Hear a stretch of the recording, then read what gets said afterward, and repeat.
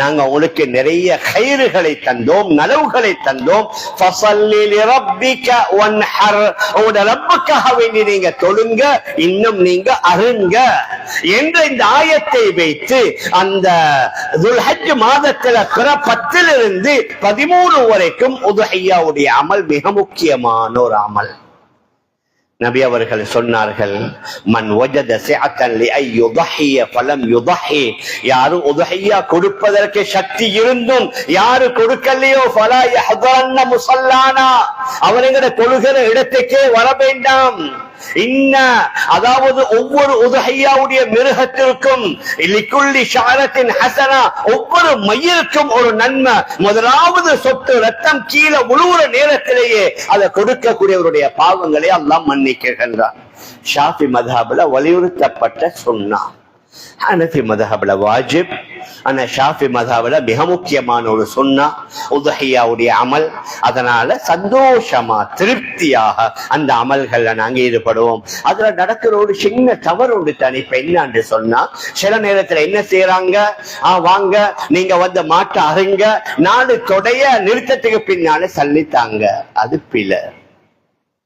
முதல்ல மாடோ ஆடோ ஒட்டகமோ அதுக்கு நாங்க சொந்தக்காரனாக ஆகணும். சொந்தக்காரனாக ஆனா தான் எங்களுக்கு நியத்து வச்சு எங்களுக்கு அறுக்கலாம். நாங்க தொடைய வாங்கினா இறைச்சி வாங்குற மாதிரி தான், அது உதுஹிய்யாவாக ஆகாது. அதனால எங்க சமூகத்துல நடக்க முந்திய நாம அப்படித்தானே நடந்துச்சு. முந்தி பார்த்து ஒரு வேலையை அடிப்பாங்க, சொல்லுவாங்க இத்தனை ராத்தல் இருக்கும், இத்தனை கிலோ இருக்கும். நாங்க 3-4 லட்சம் கொடுத்து மாடு வாங்குறோம்.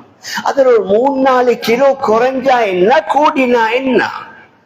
நாங்க லட்சக்கணக்கில் கொடுக்கிறோம். அதுல ஒரு 5000 10,000 பார்த்து எங்களை முழு உதுஹிய்யாவுடைய நன்மையை வீணாக்க இயலாது.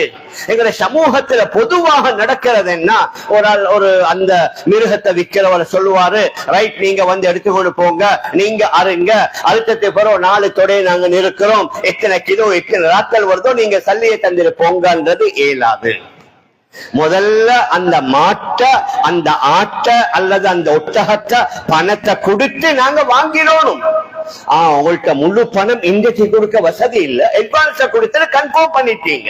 அவர் உங்களுக்கு இந்த மாத்தை விட்டுட்டாரு, அதாவது விலையையும் நிர்ணயித்தாரு. 3 லட்சம் 4 லட்சம், நீங்க இன்னைக்கு 1 லட்சம் கொடுத்தீங்க, நாளைக்கு 2 லட்சம் கொடுக்குறீங்க, பிரச்சனை இல்ல. விலை நிர்ணயிக்கப்பட்டு நீங்க 100க்கு 100 சொந்தக்காரனாக ஆனாத்தான் உங்களுக்கு என்ன செய்யலாம், அறுக்கலாம். அதுல 7 பங்குகள். வசதி இருந்தா ஆக நல்ல மென்னா ஒரு ஆள் முழுக்க ஒரு மாட்டை கொடுக்கிறது தான் ஆக சிறந்தது. ஹதரத் ரசூலுல்லாஹி ஸல்லல்லாஹு அலைஹி வஸல்லம் ஹஜ்ஜத்துல் வதாஅல 100 ஒட்டகங்களை குர்பான் கொடுத்தாங்க. நபி அவங்கள்ட்ட பெரிய வசதிகள் இல்ல. நான் நினைக்கிறேன் ஹதரத் அலி ரலியல்லாஹு அன்ஹு யமன்ல இருந்து எடுத்துக்கொண்டு வந்தாங்க 100 ஒட்டகம். நபி அவர்கள் 63 ஒட்டகத்தை தன்னுடைய கையால் அறுத்துட்டு மீதமுள்ள 37 ஹதரத் அலிட்ட கொடுத்தாங்க. அப்ப 100 ஒட்டகம் என்றது என்ன சாதாரணமான ஒன்றா? ஒரு மாடு அறுத்தாவே அந்த இடம் எப்படி, அதை விட ஒரு 2 மடங்கு கூட 3 மடங்கு கூட ஒட்டகம். நபி அவர்கள் 100 ஒட்டகத்தை ஹஜ்ஜத்துல் வதாஅல அறுத்தாங்க. ஹஜ்ரத் ஹக்கீம் இப்னு ஹிஸாம் ரலியல்லாஹு அன்ஹு அவர்களை பற்றி வருது, அவர்கள் 100 ஒட்டகத்தையும் 100 அடிமைகளையும் ஹஜ்ஜுக்கு எடுத்துக்கொண்டு வருவாங்க. அரஃபாவுடைய தினத்தில 100 அடிமைகளை உரிமை விடுவாங்க. 100 அடிமை என்ற கிட்டத்தட்ட 100 வாகனம் மாதிரி. ஒரே சபையில 100 வாகனத்தை கிஃப்டா கொடுக்கலாம்டா லேஷா. 100 அடிமைகளை உரிமை விடுவாங்க. அடுத்த நாள் பெருநாளுடைய தினத்தில் 100 ஒட்டகைகளை அறுத்து குர்பான் செய்வாங்க. மேலான பெரியார்களே, சகோதரர்களே, அதனால ஆக சிறந்தது என்ன, மாடுண்டா 7 பேர் சேரலாம். அதுக்கு நிறைய ஹதீஸ்கள் வந்திருக்குது. உங்களுக்கு ஹுதுபால் எல்லாம் உலமாக்கள் இன்ஷா அல்லாஹ் ஞாபகப்படுத்துவாங்க. அதனால என்ன, அந்த உதுஹிய்யாவுடைய அமல் மிக சிறந்த ஒரு அமல். அதுல என்ன, ஏழைகளுக்கு அந்த நாட்கள்ல தான் மாமிசம் சாப்பிடுவதற்குரிய சந்தர்ப்பங்கள் கிடைக்கும். குர்ஆன்களை நாங்க சொல்லுவது, அதே மாதிரி உதுஹிய்யா எல்லாம் கொடுப்பது. ஆனால் இவர்கள் எல்லாத்துடைய நோக்கம் என்ன, எல்லாத்துடைய நோக்கம் என்னண்டா, இங்க நோக்கமே தியாகம். உதுஹிய்யா உருவானது எதனால? ஒரு குடும்பத்துடைய தியாகம்.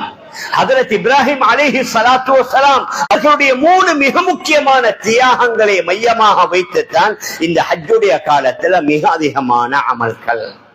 அவர்கள் வாலிபனாக இருக்கும் பொழுது ஏகத்துவத்திற்காக வேண்டி பேசினாங்க. அதனால் அவர் நெருப்புல தூக்கி எறியப்பட்டார். குர்ஆன்ல மிக தெளிவாக வருது. அந்த நெருப்பிலிருந்து அல்லாஹ் ஹஜ்ரத் இப்ராஹிம் அலைஹிஸ்ஸலாத்து வஸ்ஸலாம் அவர்களை பாதுகாத்தான். தன்னுடைய உயிரை துச்சமாக மதித்து அல்லாஹ்வுக்காக வேண்டி தன்னுடைய உயிரை கொடுப்பதற்கு முன்னால வந்தார்கள். அதனால் அந்த தியாகத்திற்கு அல்லாஹ்வால கொடுக்கப்பட்ட பரிசு தான் ஒவ்வொரு தொழுகையில நாங்க அத்தஹியாத்துல ஹஜ்ரத் இப்ராஹிம் அலைஹிஸ்ஸலாத்து வஸ்ஸலாம் அவங்களோட பெயரை ஞாபகப்படுத்துகின்றோம். اللهم صل على محمد وعلى ال محمد كما صليت على ابراهيم وعلى ال ابراهيم. கொஞ்சம் கணக்கிடுங்களே, நீங்களால கணக்கிடையிலுமா? எங்களுடைய இலங்கையில் உள்ள 20-22 லட்சம் முஸ்லிம்கள், இந்தியாவில் ஒரு 25-30 கோடி முஸ்லிம்கள், பாகிஸ்தான்ல 20 கோடிக்கு மேல, பங்களாதேஷ்ல 20 கோடிக்கு மேல, இந்தோனேஷியால 32 கோடிக்கு மேல, இப்படி உலகத்தில் உள்ள 200 கோடி மக்களும் அதுல தொழக்கூடியவர்கள் ஒரு நாளைக்கு எத்தனை தடவை ஹஜ்ரத் இப்ராஹிமுடைய பெயரை சொல்லுவாங்க? அப்ப ஒரு நாளைக்கு எத்தனை பில்லியன் கணக்கான தடவை ஹஜ்ரத் இப்ராஹிம் அலைஹிஸ்ஸலாத்து வஸ்ஸலாம் அவருடைய பெயரை சொல்லப்படுதுண்டா அதெல்லாம் அவருக்கு பேசி சேர்ற துஆ தான். ஏன் அந்த நபி ஹஜ்ரத் இப்ராஹிம் அலைஹிஸ்ஸலாத்து வஸ்ஸலாம் அல்லாஹ்வுக்காக வேண்டி தன்னுடைய உயிரை கொடுத்த தயாரானாங்க.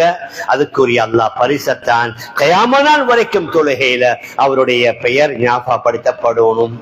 இரண்டாவது, அவர்கள் அல்லாஹ்வுடைய உத்தரவுக்காக வேண்டி மனைவியையும் பச்சிளம் பாலகனையும் விட்டுட்டு போனாங்க மனித சஞ்சாரமற்ற இடத்துல. அதற்காக அல்லாஹ்வால கொடுக்கப்பட்ட கிஃப்ட் தான் அந்த ஜம்சம். அதுவும் எல்லை இல்லாத, முழு உலகத்திலிருந்து போறவங்க குடிக்கிறாங்க, கொள்றாங்க, இப்ப கடகல்ல விற்கிறாங்க, முழு உலகத்துக்கு எக்ஸ்போர்ட் பண்றாங்க. ஆனா அந்த சின்ன கிணறு வத்தியதாக வரலாறு இல்லை. ஏன்? அது அவருடைய மனைவி, அவருடைய மகனுடைய தியாகம். மூணாவது, அவருடைய மகன் ஹஜ்ரத் இஸ்மாயில் அலைஹிஸ்ஸலாத்து வஸ்ஸலாம் அவர்கள் தன்னுடைய உயிரை கொடுக்க முன்வந்தாங்க. பாப்பா கேட்கிறாங்க, யா புனைய இன்னி அரா ஃபில் மனாம் அன்னி அஸ்பஹுக ஃபன்துர் மாதா தரா. மகன், உங்களை அறுப்பதாக நான் கனவுட கண்டேன். நீங்க கேட்கிறது கனவு தானே என்று சொல்லி, நபிமார்களுடைய கனவும் வஹி. ருயல் அன்பியாஇ வஹியுன். நபிமார்களுடைய கனவுகளும் வஹி. எங்களோட கனவு வஹி இல்ல. நாங்க கனவுகள் ஏதாவது கண்ட அலட்ட வேண்டிய தேவையும் இல்ல. கனவு அத பெரிசா அலட்டி கொண்டு யோசிச்சு கொண்டு சில பெண்மணிகள் நான் அப்படி கனவு கண்டேன், நான் இப்படி கனவு கண்டேன், அதுக்குத்தான் பேரு கனவு. கனவுல எல்லாம் வரும். நாங்க நினைவுல நினைக்கிறது எல்லாம் கனவுல வரும், அது அலட்ட தேவையில்ல. ஆனா நபிமார்களுடைய கனவு வஹி. ஹஜ்ரத் இப்ராஹிம் அலைஹிஸ்ஸலாத்து வஸ்ஸலாம் மகன்கிட்ட கேட்கிறாங்க, மகன், உங்களை அறுப்பதாக நான் கனவுல கண்டேன். ஃபன்துர் மாதா தரா. என்ன சொன்னாங்க? யா அபதி இஃஅல் மா துஅமர் சதஜதுனி இன்ஷா அல்லாஹு மினஸ் சாபிரீன். வாப்பா, உங்களுக்கு எது ஏவப்பட்டதோ அதை நீங்க செஞ்சு முடிங்க. பொறுமையாளர்களில் என்னை நீங்க பெற்றுக் கொள்வீங்க. நான் பொறுமை செய்கிறேன். அந்த இடத்துல நான் இந்த வார்த்தையை கூட யூஸ் பண்ணல. அல்லாஹ் நாடினால் பொறுமையாளர்களில் நீங்க என்ன பெற்றுக் கொள்வீங்க. உங்களுக்கு எது ஏவப்பட்டதோ அதை செய்யுங்க. ஆனா வாப்பாவால புள்ளை அறுக்கிறது என்பது லேசான விடயமா? ஆனா அல்லாஹ்வுடைய சோதனையை பாருங்க. அதனால தான் அல்லாஹ் குர்ஆன்ல கூறுகின்றான், இன்னஹாதா லஹுவல் பலாஉல் முபீன். நாங்க இப்ராஹிமுக்கு கொடுத்த சோதனை உண்மையிலேயே பெரிய சோதனை. சில நேரத்துல மாணவர்கள் எழுதிட்டு வந்து சொல்லுவாங்க, பேப்பர் கொஞ்சம் கஷ்டம் உண்டு. ஆனா அந்த பேப்பரை எடுத்த அந்த சேர்மாரோ அல்லது முக்கியஸ்தர்களோ சொல்றாங்க, இந்த தடவை நாங்க ஃபைனல் எக்ஸாம் கொஞ்சம் பாரமா தான் எடுத்தோம்னா கேள்வி கஷ்டமா இருக்கும். அல்லாஹ் தான் ஹஜ்ரத் இப்ராஹிம் அலைஹிஸ்ஸலாத்து வஸ்ஸலாம் அவர்களை சோதித்தான். அல்லாஹ் கூறுகின்றான், அவரை நாங்க பெரிய ஒரு சோதனையை கொடுத்தோம். ஹஜ்ரத் இப்ராஹிம் வருது ஹதீஸ்ல, நபிமார்களுக்கு சாதாரணமான 100 பேருடைய சக்தி. ஒவ்வொரு நபிக்கும் அல்லாஹ் சாதாரணமான 100 பேருடைய பலத்தை கொடுத்திருக்கிறான். அந்த 100 பேருடைய பலத்தை வைத்துத்தான் தன்னுடைய மகனை அறுக்குகிறார்கள். ஆனால் அவர் அறுபடல்ல.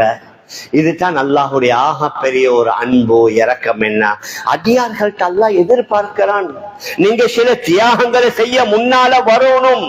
அந்த தியாகங்களை செய்ய ஒரு அடி எடுத்து வச்சு வந்தீங்க, இப்ப அந்த தியாகத்தை செய்ய விடமாட்டான். அல்லாஹ் வேறொரு வழியில வந்து உங்களுக்கு இலகுவாக்கி தருவான். ஹஜ்ரத் இப்ராஹிம் அலைஹிஸ்ஸலாத்து வஸ்ஸலாம் மகனை கீழே படுக்க வைத்து குர்ஆன்ல வருது, ஃபலம்மா அஸ்லமா வதல்லஹு லில்ஜபீன், ரெண்டு பேருமே வழிபட்டு மகனை கீழே புரட்டி அவரை அறுக்க நேரத்தில் அந்த கத்தி அறுபடல. குர்ஆன்ல தெளிவா வருது, வஃபதைனாஹு பிதுபஹின் அதீம், நாங்க சொர்க்கத்திலிருந்து ஒரு செம்மறியாட்டை அனுப்பி அவருடைய நேர்ச்சையை, அவருடைய அந்த கனவை நிறைவாக்க வைத்தோம் என்று குர்ஆன்ல வருது. அந்த ஒன்றுக்குத்தான் இன்றைக்கு இந்த உதுஹையாவுடைய அமல்.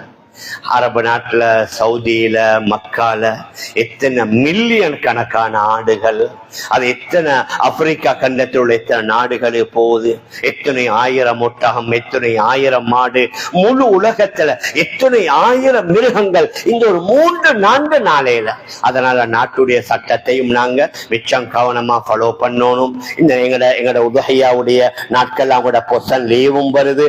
அரசாங்கம் என்னென்ன உத்தரவுகளை போட்டிருக்கிறாங்களோ அதை கண்டிப்பா நாங்க மதிக்கணும், அதுல நாங்க கவனம் செலுத்தணும். அதற்குரிய வழிகாட்டுதல்களையும் ஜமியத்துல் உங்களுக்கு தருவாங்க.